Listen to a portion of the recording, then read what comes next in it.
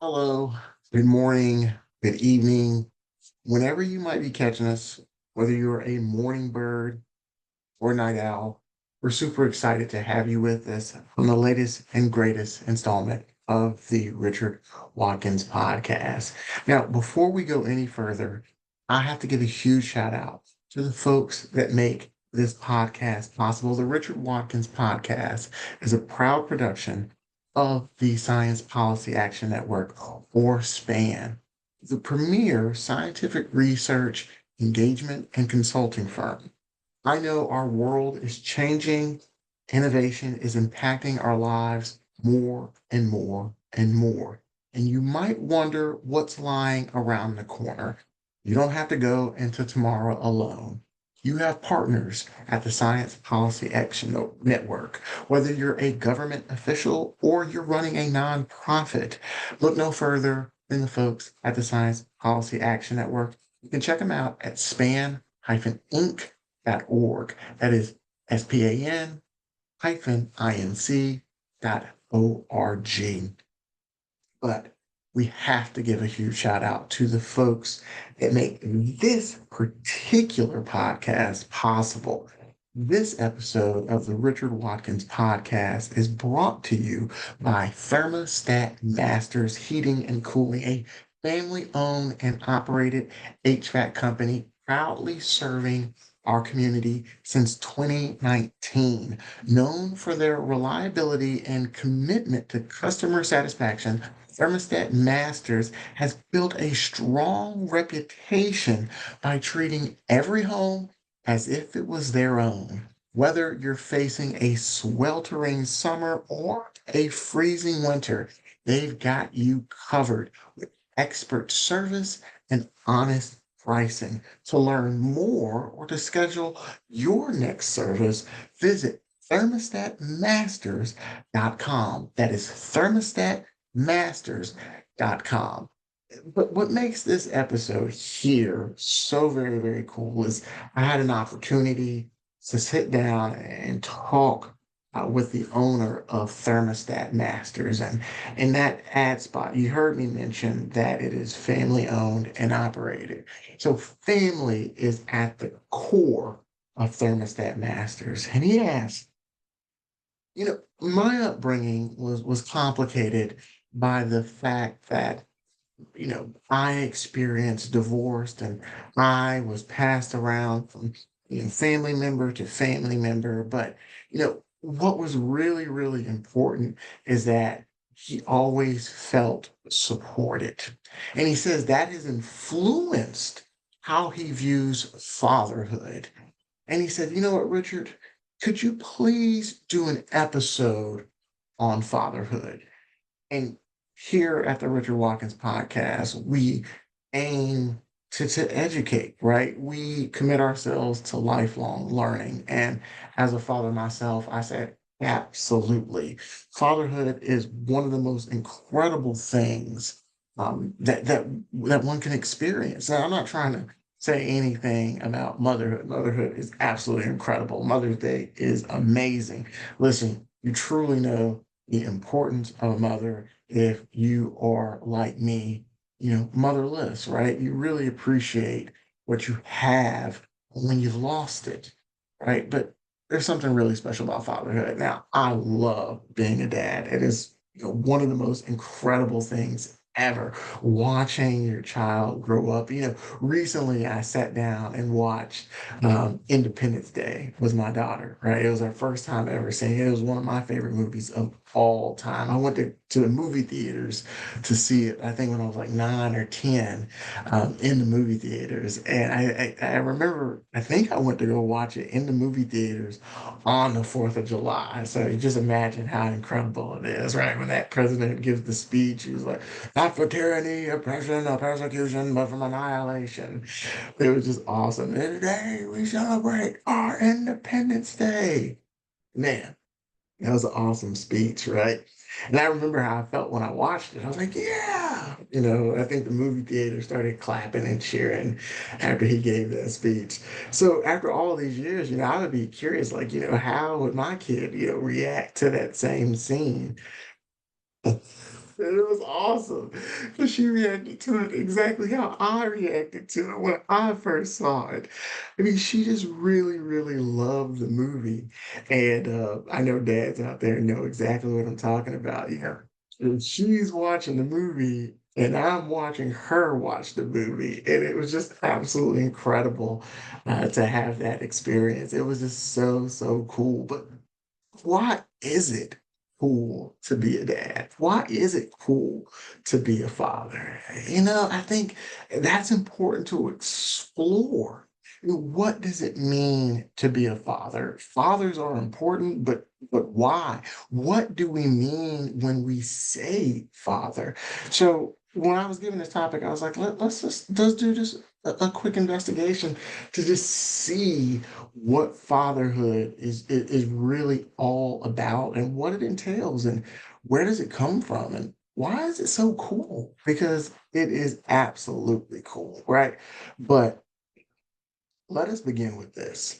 Let us begin with a definition, right? Let's nerd out a little bit. And before we go any further, right, we are going to really approach this from a sociological perspective, a perspective of anthropology. We're going to sprinkle in some archaeology in there, and we're probably going to do a little bit of evolutionary biology. We're going to bumble and stumble through this as we learn kind of together, right? I think we pretty much might take it for granted what it may be to be a father and what fatherhood truly is. I mean, and another thing, right?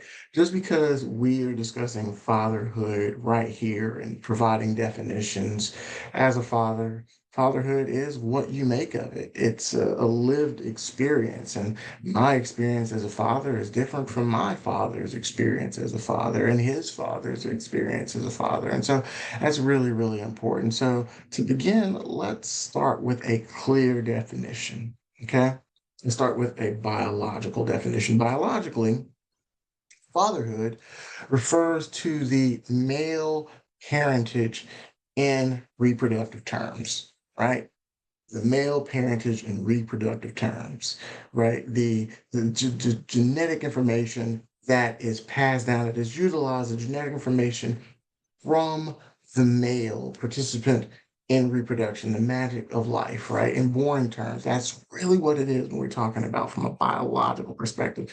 However, biology isn't the only definition of what it means to be a father, right?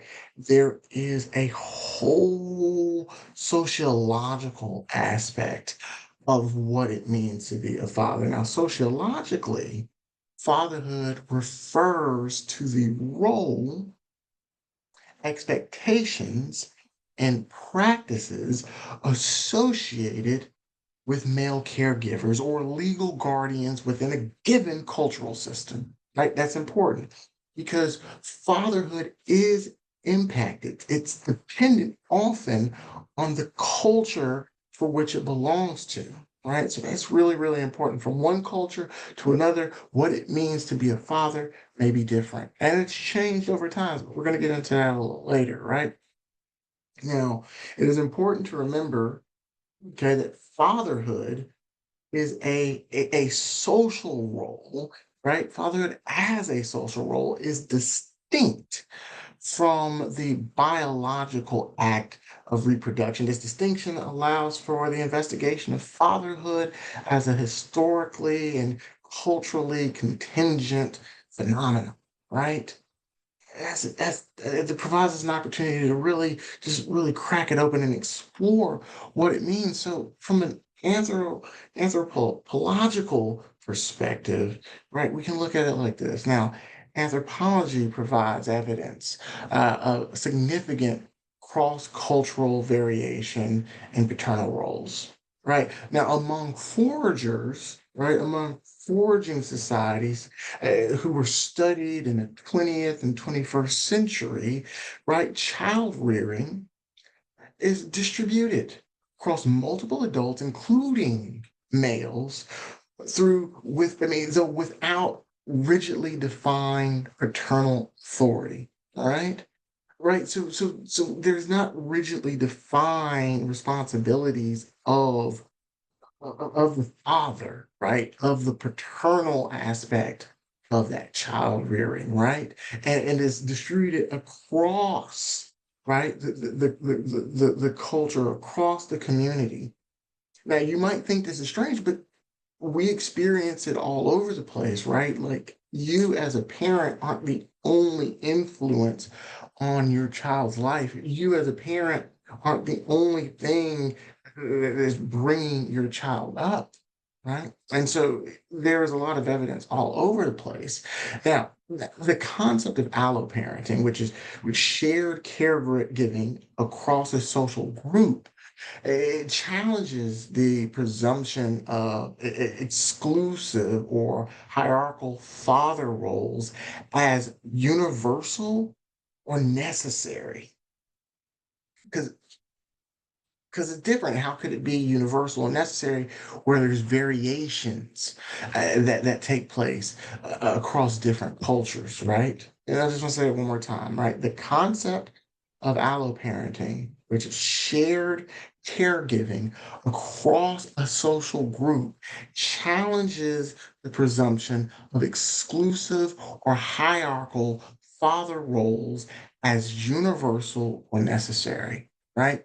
Now, paternal investment in these communities, it appears to be tied to ecological variables, substances, patterns, and kinship structure, rather than to any innate imperative, right? Now, cultural anthropologists emphasize the fluidity of kinship systems. Now, some um, matrilineal, some patrilineal, further underscoring that fatherhood cannot be reduced to a singular or fixed form, right? Some are mother focused, some are father focused, right? So there's not one way it has to be, right? And that's really, really important. That's really, really important. Now, if we want to look from an archaeological perspective, right? Like digging up ancient remnants, right? Looking at burial sites, right? That's a lot of ways that we gather information. Right? Now, the archaeological record offers indirect but still informative insight. Now, burial arrangements, right? Now, how people are laid when they're buried, right? It's a custom after, someone dies. And we're going to talk about this in another episode because death is also a very, very important, right? It is observed in different cultures in different ways. And we're going to, like I said, we're going to do an episode on that later because, I mean, whether you want to believe it or not, death is something that everyone is going to experience. To live is to die. That's just how it goes.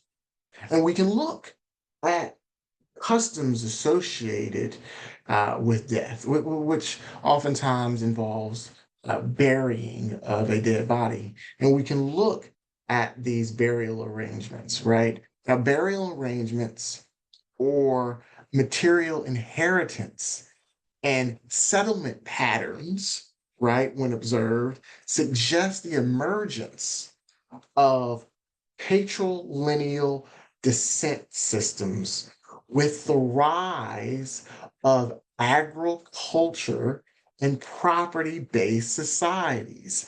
So as society started changing with the emergence of farming, with the emergence of the concept of property, like something or land belonging to a person, which can then be given to someone else or descendants, that started really emerging. And so this concept of material inheritance, right, it started to really change. And you really starting to appreciate, all right, who was your father, right? Oh, who were your children, right? This understanding of who the father was became more and more important as the concept of property and ownership of land and agriculture started to emerge. So the concept of father started changing with the emergence of the concept of property. And we can see that oftentimes from burial arrangements, material inheritance, right? And so we start seeing a change. So it started being, all right, everybody takes responsibility of a child to start being like, there's a strict line, a strict hierarchy that has to be established because material wealth and property began to be attached to the concept of fatherhood. Now, if we look at other, so for example, in the Neolithic and Bronze Age Europe, like for example, burial practices um, indicate increased importance on paternal lineage, on who your father was, right? Graves of adult men, adult males, are sometimes aligned with those of younger individuals presumed to be their biological offspring, implying this implies that a growing significance of male inheritance and paternal lineage, right? So you start seeing that the children at these burial sites are arranged around the man. Now, keep in mind this is indirect, and we're still trying to figure out what all this stuff means. But archaeologists who look at this are really starting to see a pattern emerge that suggests inheritance, property, wealth, titles that all started being associated with the concept of fatherhood. And so we start seeing fatherhood change over time as society begins to place importance on certain things over others. However, archaeological data remains, right. You can only infer from that. It remains an incomplete picture, as I just mentioned. And assumptions about social structure always has to be approached, with caution, right? Because there's a lot of variation. And there's a lot of assumptions that have to be made from looking at things that, obviously we weren't around for. And so material culture alone cannot definitively establish like the emotional bonds or the daily caregiver roles, right? But again, we start to see a shift of like material wealth property, right? But still, that's not all of what being a father is about. Now we can look also at the importance from an evolutionary perspective of why fathers are important, right? Now, evolutionary biology contributes a functionalist lens through which we can analyze, behavior of parents, right? We can analyze the behavior of the father from an evolutionary perspective, right? Now, if we look at animals, right? Now, animals are very different from one another. We are very different from other animals, right? And so we can look and we can, understand different things. Now species in which have a long dependency period, like the child or the infant becoming a child, it depends on the parent for a long period of time. Keep in mind, there are some animals in which their offspring are on their own from birth, right? But other animals depend on their parent for survival for a long period of time, such as Homo sapiens, right? Biparental care, that is, two parents, may have conferred certain reproductive advantages.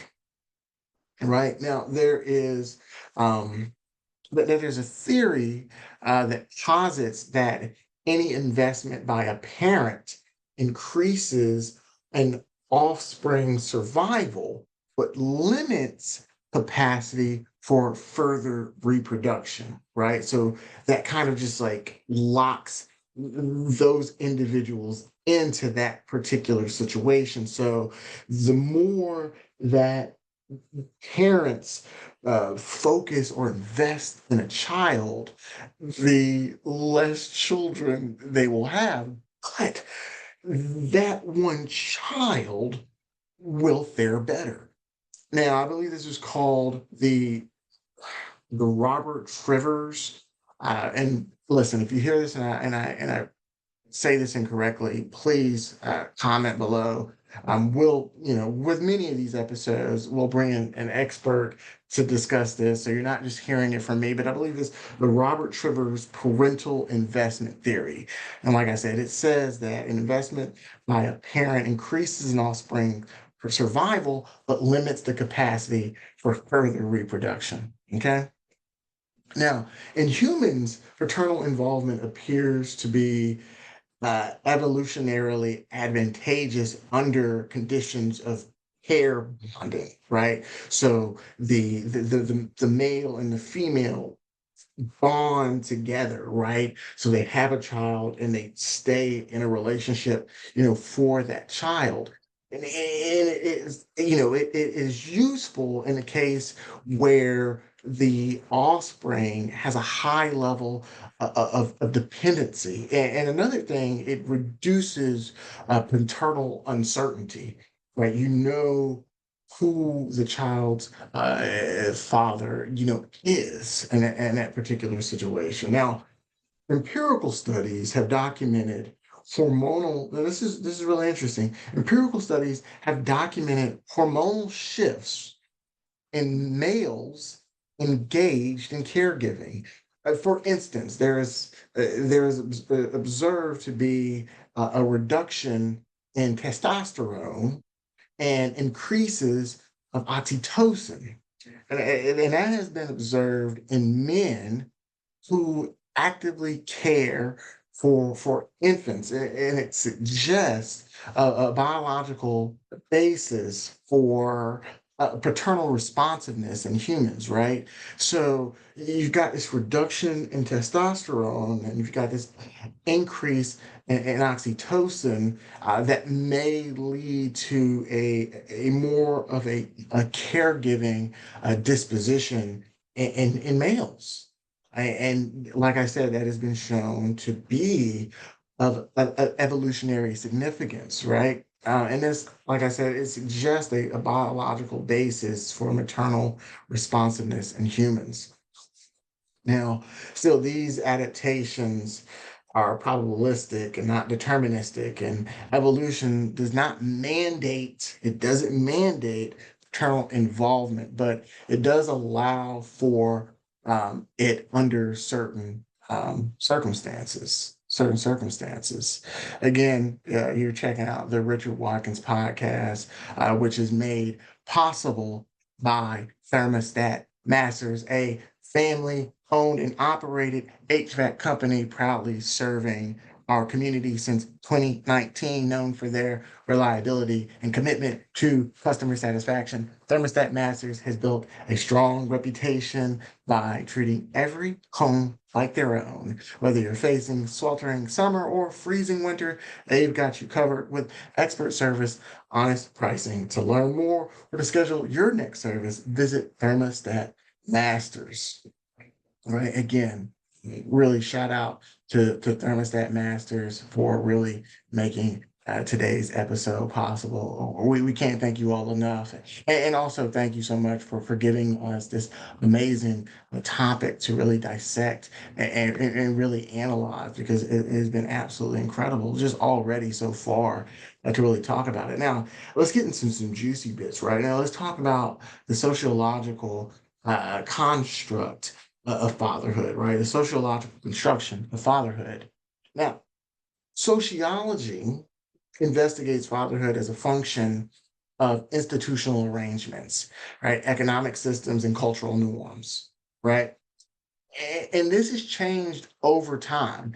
Now, in pre-industrial societies, the father's role was often that of a moral guide, a co-laborer, right? Children learn trades and cultural values through close proximity to males in the extended family or village setting. You learned how to hunt from the males that you were surrounded in. You learn how to work the land. You learn how to do different things, trades from the people that you're around. The industrial era, however, it altered this arrangement, right?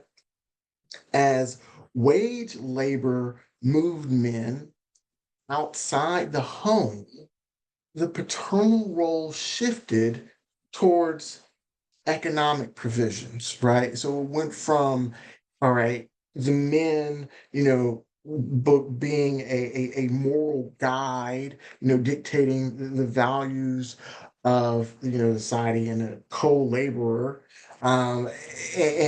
really engage in education and the teaching of cultural values through being a role model or being an example to the other young people around them. Now, this started changing to where the man's role became solely focused on providing economically, right? The so-called breadwinner model emerged as dominant in many 19th and 20th century Western societies, right? And by Western societies, we generally mean the United States and many Western European societies, right? Subsequent transformation, including women's increased labor force participation and the decline of the extended families have destabilized earlier models, right? Where, the man is, of the moral compass of the community of the village, right? You just really have just a single, family, whereas the mother, the father, a kid, and that's really it. You start having this erosion of like the extended families and stuff like that, ranging from equal co-parenting arrangements to diminished or deferred involvement, right? Now, keep in mind, right, this doesn't speak to every single family dynamic, but this pattern began to emerge, with, industrialization, right? With the man being seen as the person who goes out and works and so on and so forth. So this started changing over time, and still today, it is changing more and more and more and more. Now,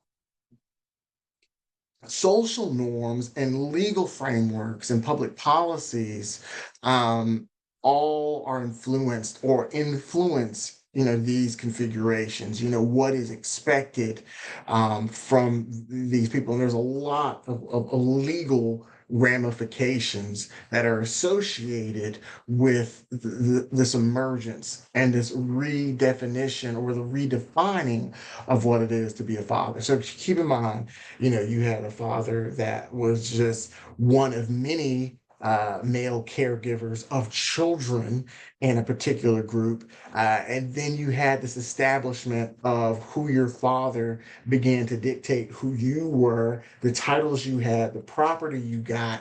And materials, and then you have this reshaping of a father as being the breadwinner, but not necessarily one that cares for the child, rearing, educating, right?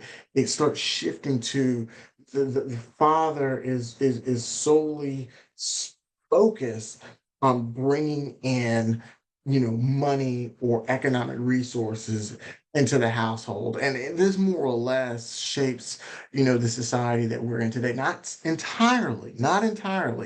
This still has an impact on, society today.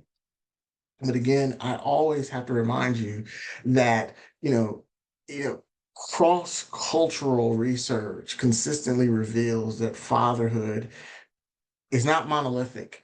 Fatherhood is not the same from one culture to the next. It changes.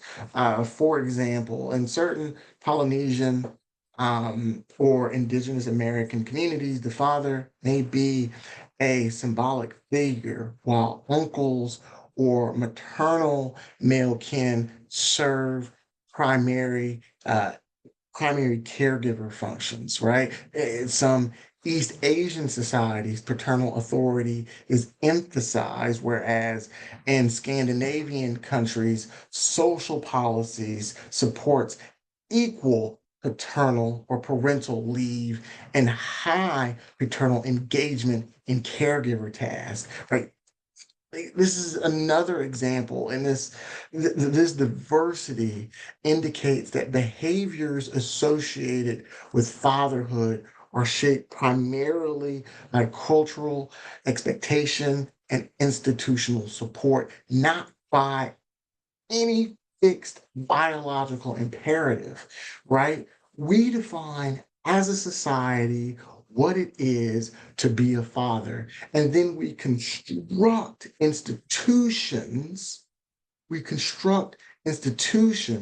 that perpetuate these ideals. Okay, that is very, very important. And we covered in another episode why tradition and culture is so very, very important, right? So if you don't really understand the importance of that, check out that episode because it was incredible. But just understand that there's not a biological imperative that shapes what a father is supposed to be per se. It's more so shaped by cultural expectations and institutional support, right?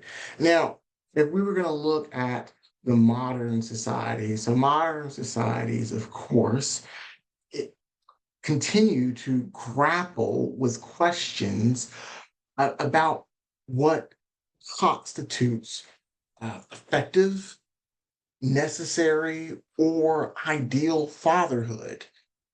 Now, while family forms have diversified, legal and workplace systems often remain aligned with outdated or antiquated models, right? So going back to the emergence of the father as the breadwinner, right?